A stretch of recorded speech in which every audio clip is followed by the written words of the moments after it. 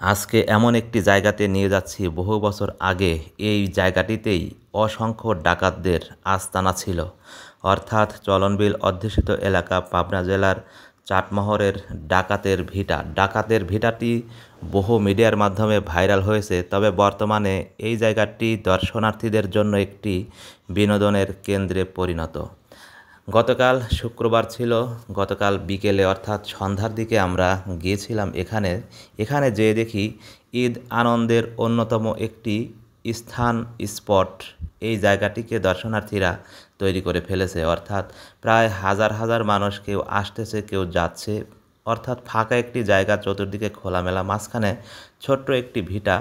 এই ভিটাকে কেন্দ্র করেই তৈরি হয়েছে অসংখ্য দর্শনার্থীদের বিনোদনের কেন্দ্র। তো দর্শক দেখতে পাচ্ছেন প্রচুর মোটরসাইকেল রয়েছে, পাশে অনেক দোকানও তৈরি হয়ে গেছে। অর্থাৎ ঝালমুড়ি, পেঁয়াজু, এই সেই চা বিড়ি কত কিছুর দোকান টোকান তৈরি হয়ে গেছে।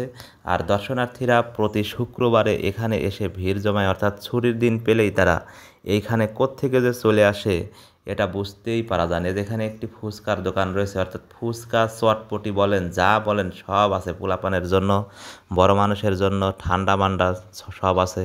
পাশে ছোট্ট একটি মসজিদও আছে, নামাজের জন্য ছোট্ট একটি মসজিদ আছে। আমরা দেখতে পাচ্ছি এখানে আরও একটি আইসক্রিমের দোকান। একটি ছেলে আইসক্রিম নিয়ে চলে যাচ্ছে।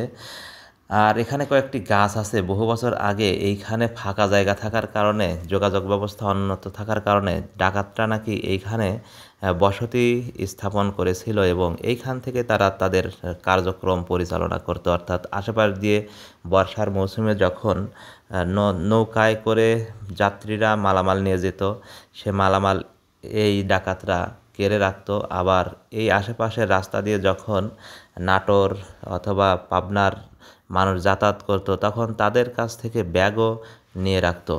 এই জন্যই এই ভিটাটির নাম ডাকাতের ভিটা নামেই সবাই চিনে। অর্থাৎ ধুলাউড়ি আছে, চাটমোহরের ধুলাউড়ি, হরিপুর ইউনিয়ন, এই ধুলাউড়ির পাশেই, বোয়ালমারির পাশেই এই জায়গাটি বর্তমানে অনেক সুপরিচিত একটি জায়গা। আপনাদের কাছে কেমন লাগছে কমেন্ট বক্সে জানাবেন। ভালো লাগলে শেয়ার করে প্রোফাইলে রেখে দিতে মিস